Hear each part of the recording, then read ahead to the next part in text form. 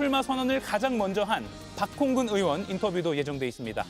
그럼 오늘 함께할 네 분의 해설위원 소개해드리고 백다 앵커의 브리핑으로 첫 번째 이슈 보겠습니다.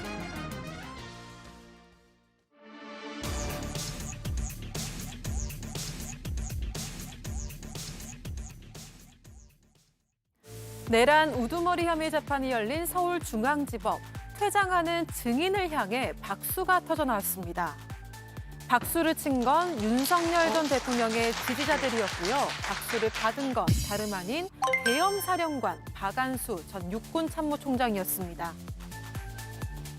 대통령이 선포만 했지 계엄사령관으로 뭐 장관이나 뭐 대통령한테 이런 무슨 실시 계획 같은 것들을 뭐 추가로 들은 거 있어요? 계획 뭐 그런 거 전혀 없었습니다. 그냥 선포했고. 이렇게 계엄을 정당화하는 주장에 맞장구를 치고 피고인의 말을 똑같이 반복하는 증인이었기 때문인데요.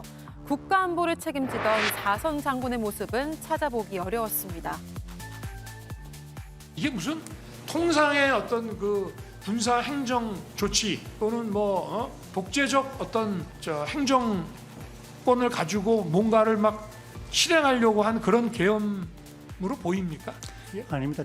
정밀한 계획 뭐 이런 앞뒤 저는 하나도 없을 거예요. 그냥 선포만 하셨습니다. 그냥. 뭐 진행된 게 없지 않습니까? 급기야 박 전 총장은 통닭을 계엄 선포 배경으로 언급하는 발언에도 호응했습니다. 이 시각에는 계엄 명분을 만들기 위해 평양에 무인기를 투입한 혐의를 받는 윤 전 대통령의 추가 구속 신문이 진행되고 있습니다.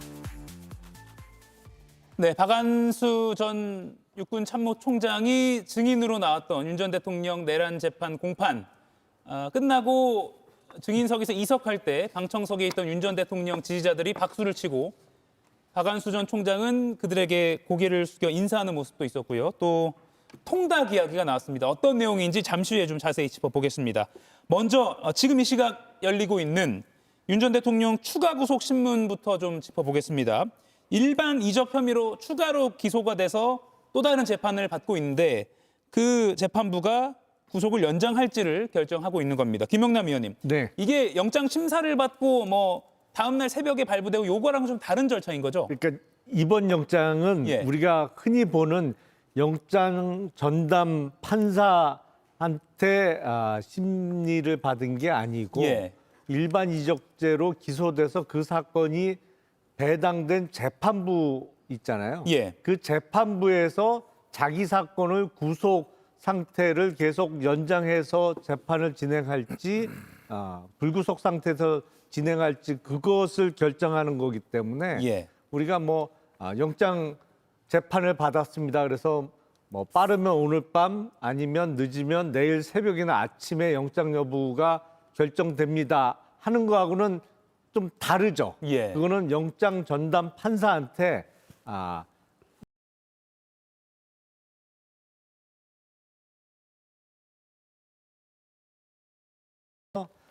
시간의 제한이 없이 어차피 지금 다른 사건으로 구속이 유지되는 상태에서 추가로 자기가 진행할 재판을 구속 상태로 재판을 할지 결정하는 거라 뭐 예.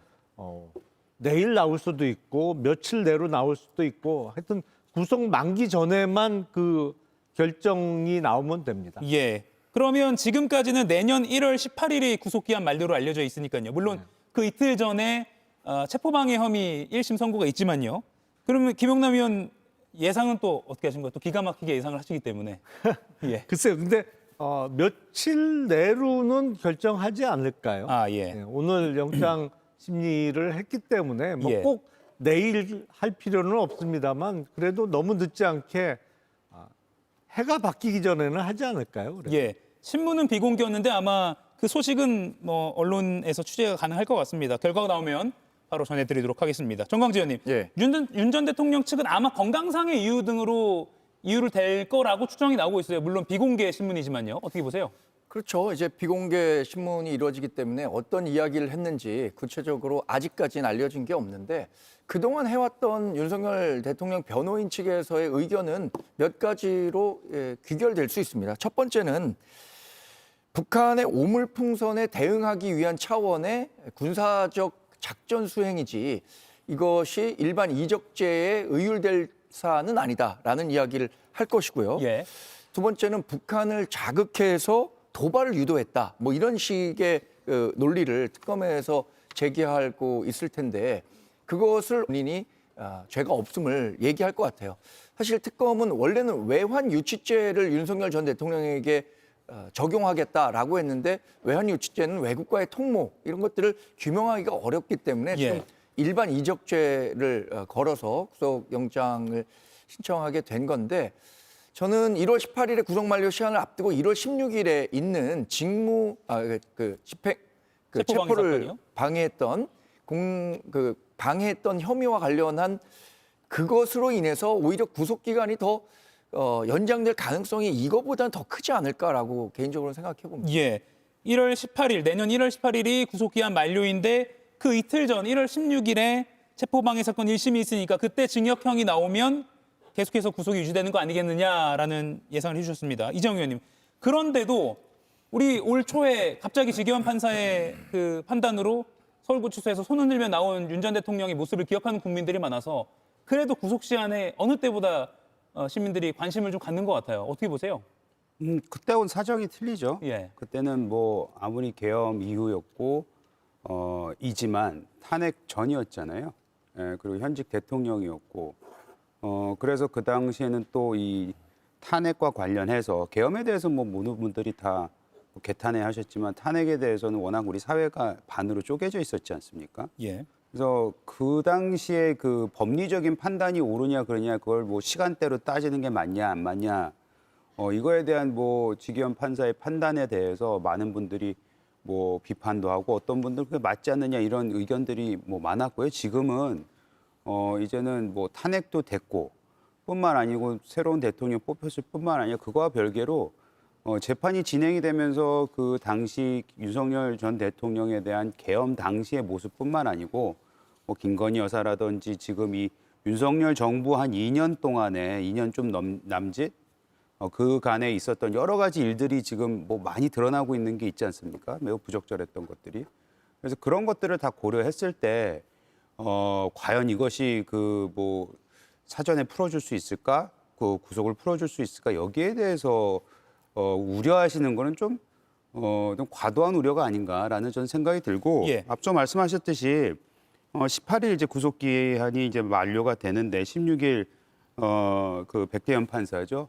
여기서 지금 이 그 선고를 하겠다는 이유는 예. 아마 그 사전에 48시간 전에 이 선고를 함으로써 아마 구속이 계속 유지되지 않을까라는 그런 예측을 낳는 것도 그런 이유 때문이 아닌가 생각이 듭니다. 예.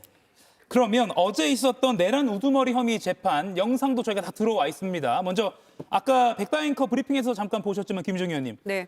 계엄을 정당화하는 발언을 했어요. 윤 전 대통령이요. 네, 여전히 달라진 게 없죠. 그래서 개선의 정이 있는 사람 같았으면 이런 불법 계엄을 애초에 하지도 않았을 거다라는 생각을 다시금 하게 됐고요. 박완수 전 육군 참모총장은 사실 왜 이 사람을 계엄사령관으로 지정을 했느냐라고 했을 때 합참 의장이 말을 듣지 않아서 도리 없이 육군 참모총장으로 정했다라는 얘기가 있었잖아요. 예. 그런데 어제 공판에서 지금 질문하고 답변하고 막 이런 모습을 보니까 거의 뭐 주거니 받거니 또 뭐 북치고 장구치고 거의 그냥 맞장구 치듯이 얘기를 하고 있어요. 만담하듯이. 그거 보면서 여전히 변함이 없구나. 심지어는 뭐 통닭을 사줌으로써 이제 병사들의 사기를 진작해야 되는데 국회에서 예산 다 깎아서 통닭 때문에 지금 계엄을 했다라는 얘기까지가 나왔잖아요. 그러니까 참 듣는 저희로서는 너무나 황당하죠. 예. 통닭 값을 깎아서 그러면은 불법 계엄을 해서 군인들의 인생을 망쳤다는 얘기입니까? 스스로 지금 언어 도단이죠. 그런 모습을 보면서 박완수 전 육군 참모총장의 모습도 너무 낯두껍다 이런 생각도 동시에 했고요. 그래서 지금 계엄 1년이 지났고 아직 이제 1심도 나오지 않은 이 상황에 대해서 우려의 목소리와 시선이 큰데요. 빨리 내년 1월에 2월에 법관이사 전에 뭔가 1심에 대한 결론이 나야 되겠다라는 생각을 다시금 하게 됐고요. 예. 전혀 달라지지 않았다라는 생각이 다시금 들었습니다. 예. 지금 김유정 의원이 말한 통닭이 무슨 얘기지 하시는 시청자분들 계실 겁니다. 어제 있었던 윤 전 대통령 내란 사건 재판에서요. 윤 전 대통령 입에서 통닭이 나왔습니다. 박안수 전 육군 참모총장이 증인석에 앉은 그 상황이었습니다. 역사의 한 기록으로 남을 만한 공판 하나하나가 계속 진행되고 있는데 여러분들이 다 챙겨보시기 어려우니까 저희가 생생한 영상 준비했습니다. 보시죠. 이 이탈이 굉장히 심하지 않습니까? 그래서 우리 정부 들어와서 이거를 계속 추진을 했다고. 근데 이게 올라만 가면은 그냥 잘려. 사병들이 내가 일선 부대를 가면 뭐라 그러냐면 우리 소대장님 처우 좀 잘해 주십시오. 그래서 여기와 관련된 예산들을 지금 계속 국회에다 보내고 있는데 그냥 잘라버려요. 그런 차원에서 이걸 좀 보지 않았습니까? 육군에서도 우리 안보와 국방력의 핵심적인 문제로 인식하지 않았습니까? 당연히 그렇게 인식했고 군에 오면 평생이 보장돼야 된다. 이런 모토를 가지고 획득을 위해서 엄청나게 노력을 했고 근데 많은 또 격려도 계셔가지고 좀 많이 올라간 상황에서 잘려가지고 사기가 뚝 떨어졌던. 주임 원사가 초대 그 사병들 관리하는데 하다못해 통닭이라도 한 마리 사주려고 그러면 이게 꼭 필요한 돈인데 어떻게 이런 거를 이런 것만 딱딱 골라갖고 자르나 몰라. 내가 이거 몇 번 얘기를 했거든. 몇 년을. 이제부터는 좀 목격하거나 좀 들은 거 위주로 하시죠. 장관님 죄송하지만 이게 예. 계엄 선포에 자꾸 뭐 전시 교전 얘기만 하기 때문에 이게 계엄 선포의 사유와 관련해서 꽤 의미가 있는 거라서 좀 물어봤습니다. 그래서 뭐 말씀하시게 다 했습니다. 뭐 저 못하시게 한 건 없습니다. 예. 군 장병들에게 통닭이라도 주임 원사가 사주려고 했는데 그러니까 돈이 없으니까 이런 거 예산 우리가 다 올리려고 했는데 당시 야당이 다 깎더라 뭐 이런 취지로 그래서 계엄을 했다 이런 취지로 제가 이해가 됩니다. 김영남 위원님 네. 어떻게 들으셨어요? 아니 한때는 그 무지한 국민들을 깨우치기 위한 계몽령이라는 취지로 주장을 했잖아요. 예. 근데 저 장면은 정말 통닭 때문에 계엄령을 했다는 취지니까 계엄령의 그 계자가 닭계자인 거는 이번에 처음 알았습니다. 아. 갈수록 황당해지는데 주장이.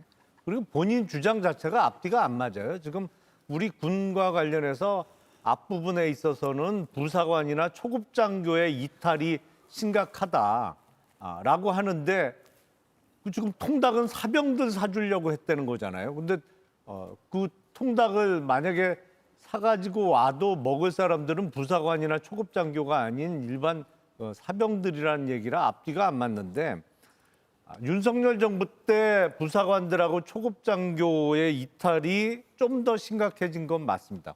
근데 왜 심각해졌느냐? 예.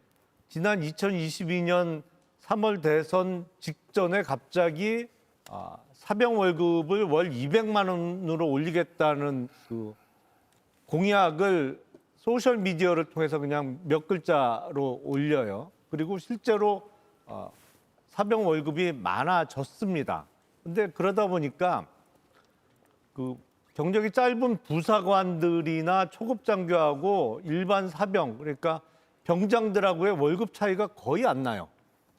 그러니까 부사관들 입장에선 자기는 직업 군인으로 들어온 건데 의무 복무하러 들어온 사병들하고 월급 차이가 얼마 안 나는 상황을 겪다 보니까 사기가 오히려 더 저하된 것이죠. 그러니까 이른바 군에서 말뚝을 박을 필요가 있나? 사병으로 들어왔어도 내가 받는 월급 얼추 비슷한 금액을 사병들이 받다 보니까 예. 그 본인 때문이에요. 부사관하고 초급장교들의 이탈이 심해지거나 거기가 많이 흔들린 거는 사실은 본인의 과오가 제일 큽니다. 근데 진짜 닭계자 계몽령은 엽긴데요. 갈수록. 닭계자에 그럼 꿈몽자에서 통닭의 꿈을 담은 뭐 계엄령일까요? 김영남 위원의 해석을 제가 좀 덧붙여봤습니다. 정광재 의원님 어떻게 보셨어요? 일단 윤석열 전 대통령이 계엄을 선포했었던 주요 이유로 꼽았던 것이 주요 인사에 대한 그러니까 정부 주요 인사에 대한 연이은 탄핵, 특히 감사원장에 대한 탄핵 꼽았었고요. 두 번째는 야당 주도의 일방적인 예산 삭감 이거 꼽았습니다.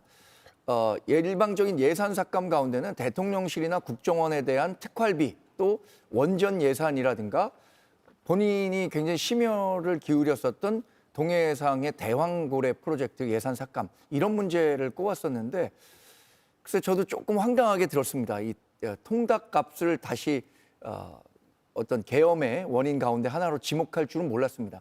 전체적으로 얘기하고 있는 것은 뭐 윤석열 대통령이 그동안 해왔던 주장과 일맥상통한다고 봅니다. 본인이 계엄을 할 수밖에 없었던 다양한 원인들 가운데 아주 그 밑단에 가면 군사들, 그러니까 대한민국 군인들의 사기 저하와 관련된 문제가 예산 삭감에서 비롯됐다는 얘기를 하고 있는 것 같은데 예. 그 부분과 관련한 설득력, 세계 역사상 뭐 계엄과 뭐 쿠데타나 이런 것들이 통닭값 문제로 촉발된 적은 없었던 것 같아요.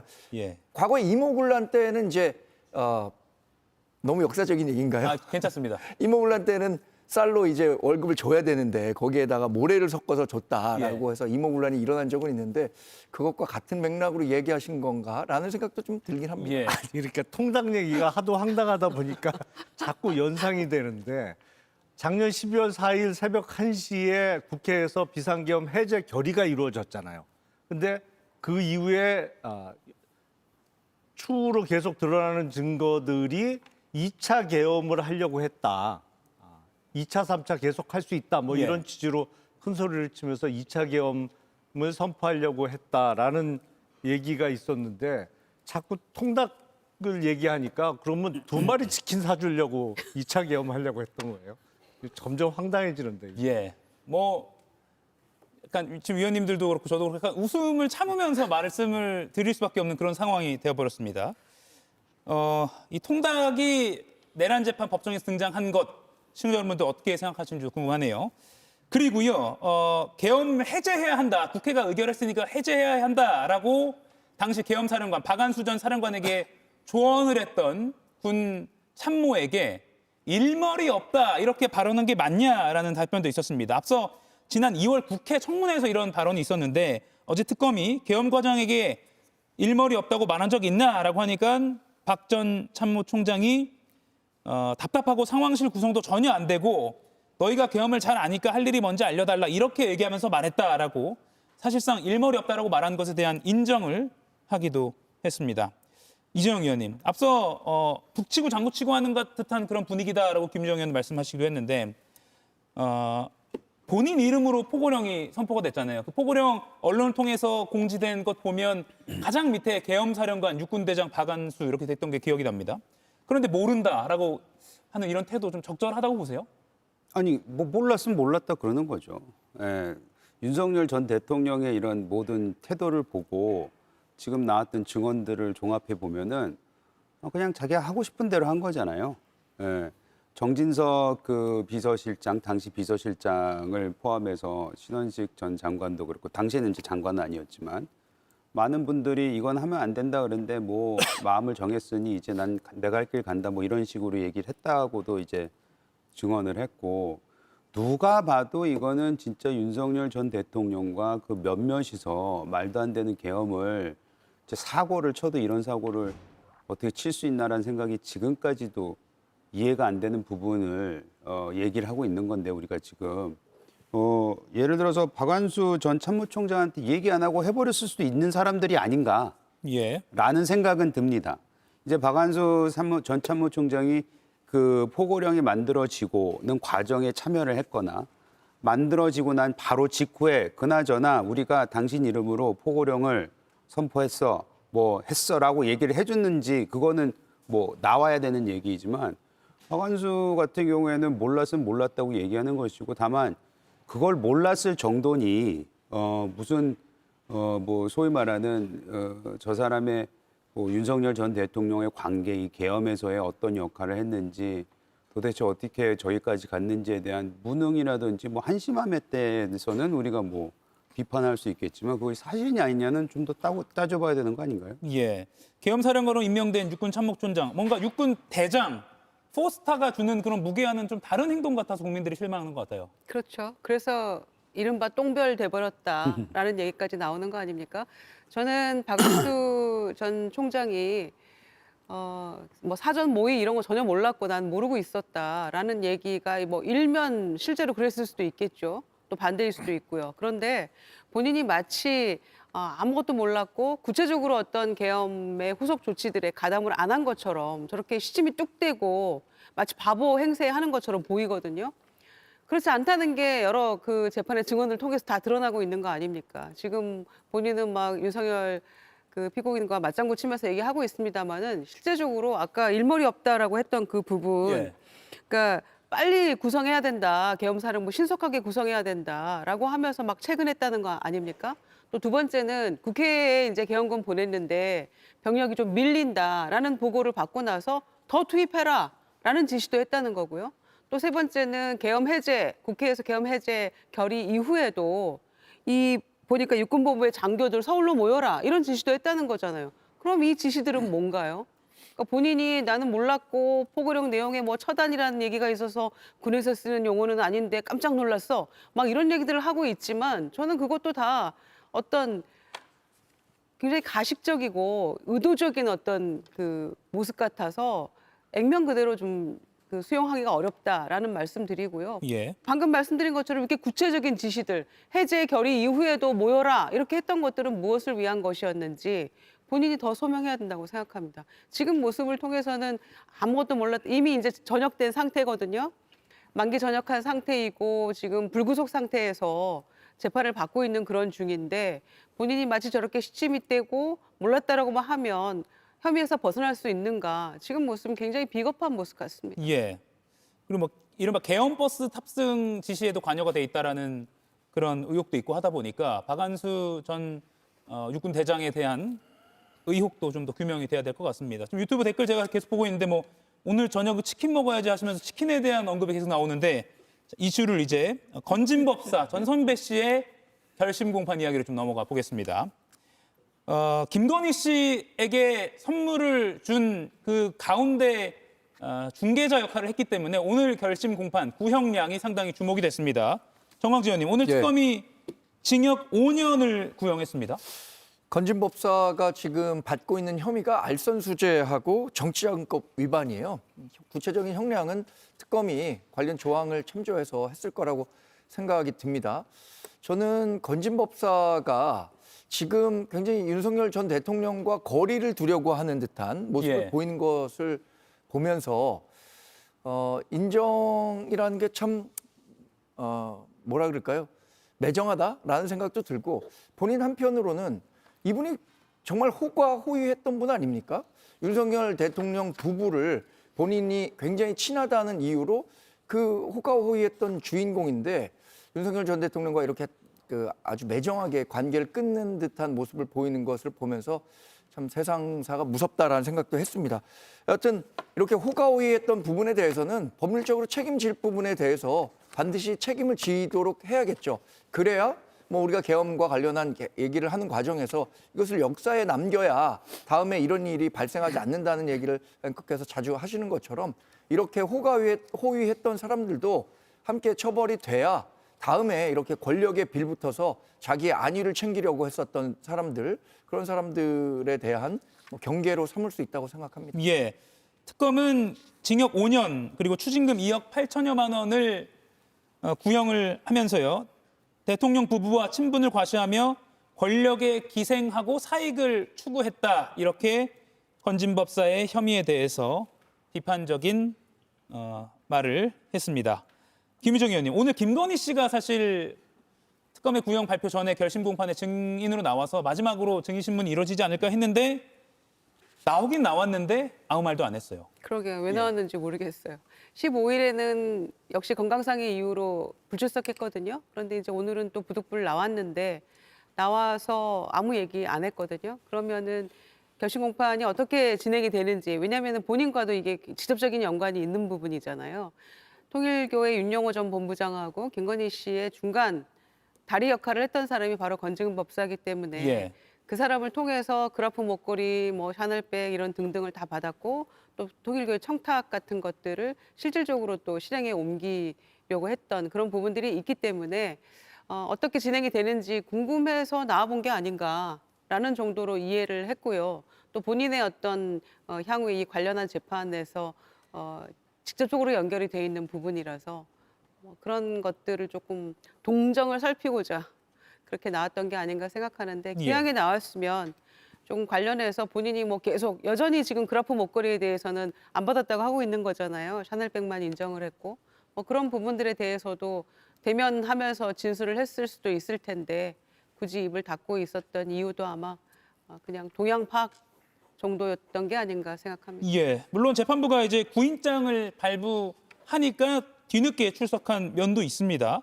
그리고 아까 정광재 의원이 건진법사가 거리두기를 윤석열 전 대통령 부부의 거리두기를 하는 것 같다라고 말을 했는데 비슷한 맥락에서 어제 건진법사가 다른 경북 도의원 정치자금법 위반 혐의의 공판에 증인으로 출석했습니다. 이재영 의원님 여기서 뭐라고 했냐면 건진법사가 윤 전 대통령 부부 사람은 은혜를 갚는다. 근데 이 사람들은 윤 전 대통령 부부는 고마울 줄 모른다.